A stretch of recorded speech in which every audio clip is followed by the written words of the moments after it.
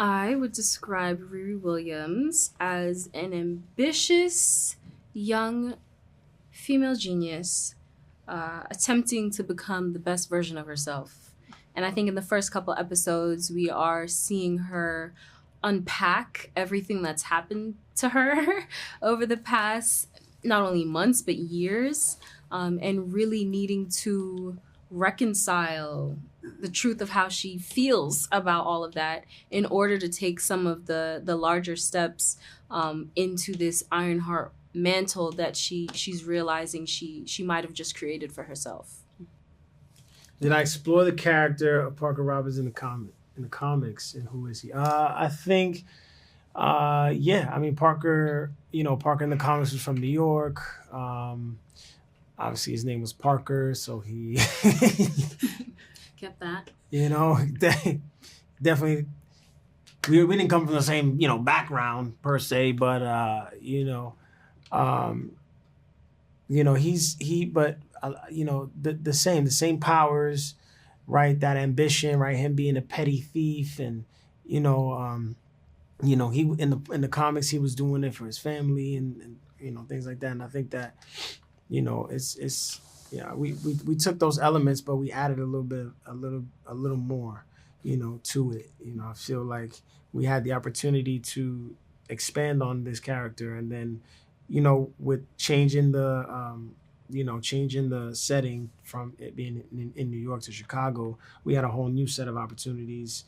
Where is he gonna be from? Oh, let's make him from Humble Park. Like, what was his mom? What was his dad like? Where are his parents now? Like, and again, like, yeah, was he stealing? Okay, sure. Was it still for his family? Like, all these things that we, again, the comics, and then we kept the powers. The powers are the same, right? He's shooting magic bullets. He's levitating. He's going invisible, but.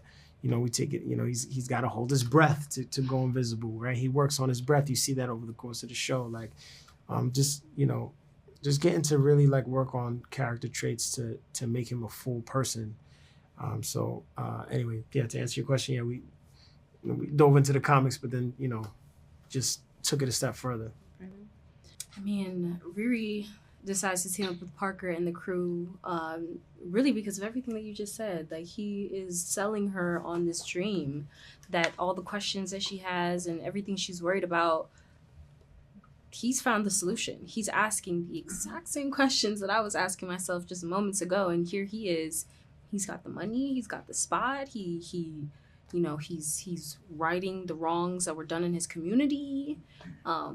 For a lot of the major concerns that Riri is grappling with and wanting to unpack, really, so that she can just move on and be who she knows she can be and do in the world what she believes she's here to do. He is offering the quick solution to getting over the hump. And for Riri, it's just like, well, all I need is this one thing. And if I get that one thing, it's a means to an end. And Parker does a great job of selling her on the dream. When we were making Black Panther Wakanda Forever, we were looking for a foil for Shuri to have in the film, somebody who was like her, but we also wanted that person to be younger so that Shuri could kind of mentor that person to just kind of show the growth that she had experienced between the two films. And we looked at publishing, we looked at a lot of options, and then Riri came right to the forefront. And we actually had met Dominique Thorne in the casting process when we were looking for who was going to play Shuri way back in 2017, and she really impressed us then. We ended up going with Letitia for a lot of reasons, but one of the big ones was that we didn't know that Dominique was ready yet. She was still in college herself. I think she might be like 19 years old, when she was auditioning, doing Kim Reeves with Chadwick Boseman. But she stayed in the back of our mind. She gave a really impressive performance in our film Judas and the Black Messiah. And when it came time for that role, we just kind of called her up to see if she was interested. She came through, had great chemistry with Letitia, and kind of killed it, And a lot of audiences responded well to her and her moments, and we knew that there was a big history of her in publishing, big, even though it was relatively recent compared to other Marvel characters.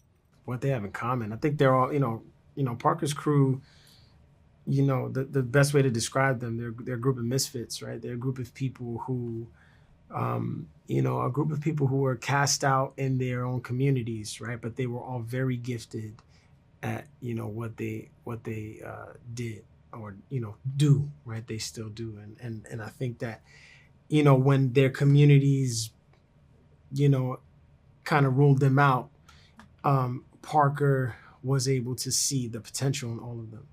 And he was also able to see the potential in, and I wouldn't say he took advantage of their desperate, you know, of their situations, right? Sometimes, you know, when there's like a, you know, right, if there's someone hurting, right, you know, it can become very easily or a little easier for somebody to persuade someone like, hey, look, I'm your answer, you know, and there's a little bit of that with him. But I think he genuinely believes like I can be the answer to your questions in your life, you know, and if you come join me, I'll show you, you know, the same way I was lost and I'm not anymore, you can be that way as well. And I think he fully believes that. And I think he believes that when it comes to Riri as well, when he meets her. And, you know, that's his MO, right? Like I got it all together, you know, like, don't you want to be like me? I came from a similar situation as all of you, but, you know, look at me, you know, we could all be this together, you know.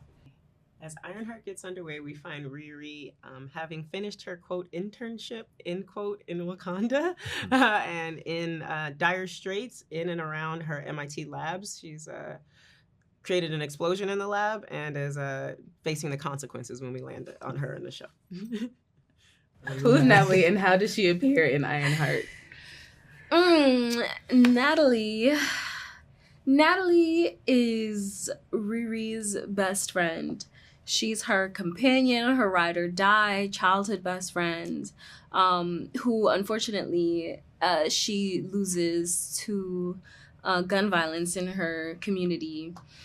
Both Natalie and her father were taken from Riri and their family pretty sooner than expected. And in the course of the show, she reappears, not intentionally by any means, but in her reappearance, she reappears through a bit of Riri's ambition and wanting to push the bounds and you know, seeing a possibility and seeing a solution to something that hasn't yet been done.